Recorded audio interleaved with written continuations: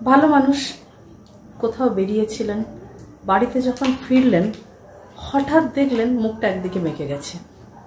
ঠিক ধরেছেন, facial palsy. High, আমি ডক্টর সম্পূর্ণা ঘোষ।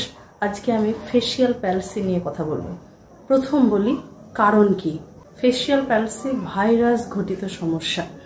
কি কি ভাইরাসে হতে পারে? Herpes zoster, herpes simplex, Epstein Barr virus, German measles virus, এমনকি rubella virus, influenza virus, mumps virus থেকেও হতে পারে এই ফেসিয়াল প্যালসি। শুধু কি ভাইরাস, আর কিসে হতে পারে? আঘাত লাগলে হতে পারে। আর স্ট্রোকের পেশেন্টদের ক্ষেত্রে ফেসিয়াল প্যালসি হতে পারে। ঝুঁকি কিসে কিসে আছে? ঠান্ডা হাওয়া, ডায়াবেটিস পেশেন্টদের ক্ষেত্রে।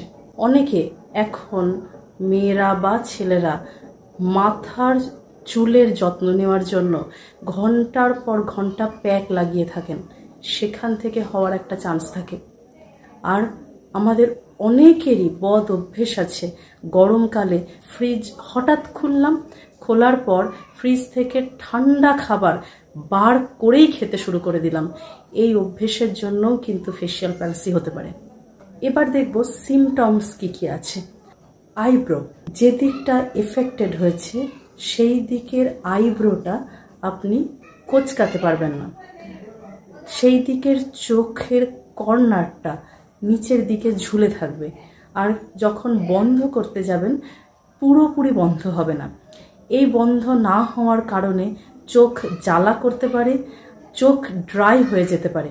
তারপর ঠোঁট, যেদিকে এফেক্টেড সেই দিকের ঠোঁটটা ঝুলে থাকবে। এই যে ভাঁজটা দেখছেন আমাদের, এই ভাঁজটা থাকবে না। আর কি, মুখের স্বাদ এফেক্টেড দিকে চলে যাবে, কোনো রকম আপনি স্বাদ পাবেন না।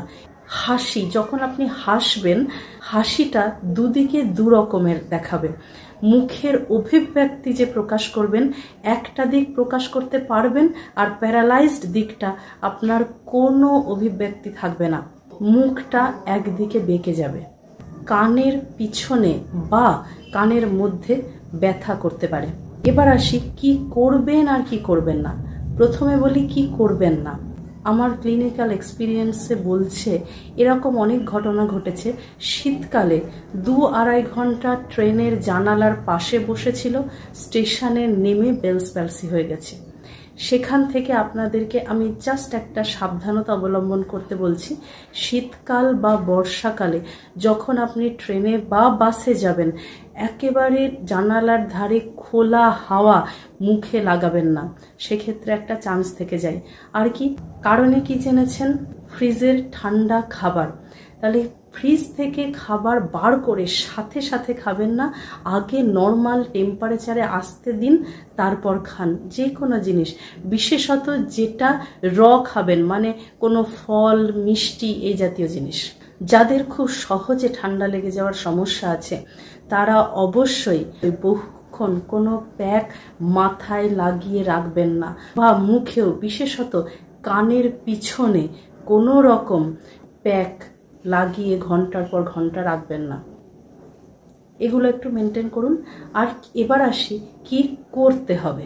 যখনই শীতকাল বর্ষাকালে এরকম জানালার দিকে বসবেন, অবশ্যই মাথা আর কান কোনো একটা কাপড় দিয়ে ঢেকে নিন। মেন সমস্যা কানে। আমাদের ফেসিয়াল নার্ভের যে স্ট্রাকচার সেটা এরকম ভাবে গেছে, তাহলে যদি আপনি কানটাকে বাঁচাতে পারেন হাওয়া থেকে, তাহলে সমস্যা হওয়ার চান্স অনেক কম থাকে। নাম্বার 2, যখনই এরকম সমস্যা হবে ডক্টরের সাথে যোগাযোগ তো করবেন, তার সাথে অবশ্যই ডক্টরেরও আগে যার সাথে যোগাযোগ করবেন তিনি হলেন ফিজিওথেরাপিস্ট। ফিজিওথেরাপি নিয়ে কিছু সমস্যার কথা আজকে জানাচ্ছি, এটা আপনারা অতি অবশ্যই খেয়াল রাখবেন, কারণ এটা আমার পার্সোনাল এক্সপিরিয়েন্স।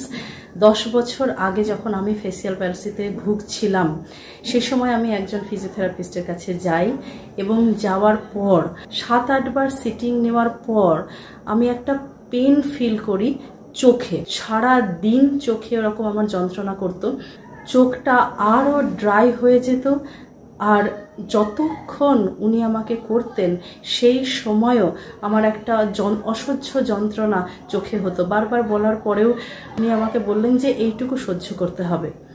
তারপরে আমি বুঝলাম যে কিছু একটা গন্ডগোল হচ্ছে, তো তখন আমি আরেকজন ফিজিওথেরাপিস্টের সাথে যোগাযোগ করি। তারপর আমি বুঝতে পারি চেঞ্জটা। দ্বিতীয় যে মানুষ, সেই মানুষ আমাকে ফিজিওথেরাপি যখন করছেন আমি তখন আরাম বোধ করি, সেটা চোখ, মুখ, সমস্ত জায়গায়। এবং 2-3 বার করার পর আমার ওই চোখের যন্ত্রণাটাও চলে যায় এবং আমি বেটার ফিল করতে শুরু করি। তাই আপনারা সকলে যদি কখনো একজন ফিজিওথেরাপিস্টের কাছে প্রবলেম হয় অবশ্যই আরেকজনের সাথে যোগাযোগ করবেন। আর লাস্ট, ফিজিওথেরাপিও সলিউশন নয় বা মেডিসিনাল ট্রিটমেন্টও পুরোপুরি সলিউশন নয়। আপনাকে দীর্ঘ দিন, মাস এবং বছর পর্যন্ত ফেশিয়াল মাসাজ করতে হতে পারে। নেক্সট ভিডিওতে আমি দেখাবো যে ফেশিয়াল প্যালসির কি ফেশিয়াল মাসাজ আছে বা আমি কি করেছিলাম। সঙ্গে থাকুন। আজকের ভিডিওটা ভালো লেগে থাকলে অবশ্যই লাইক, কমেন্ট, শেয়ার করবেন। আর চ্যানেলে যদি আজ নতুন হন অবশ্যই সাবস্ক্রাইব করবেন। ভালো থাকুন, সুস্থ থাকুন। Thank you.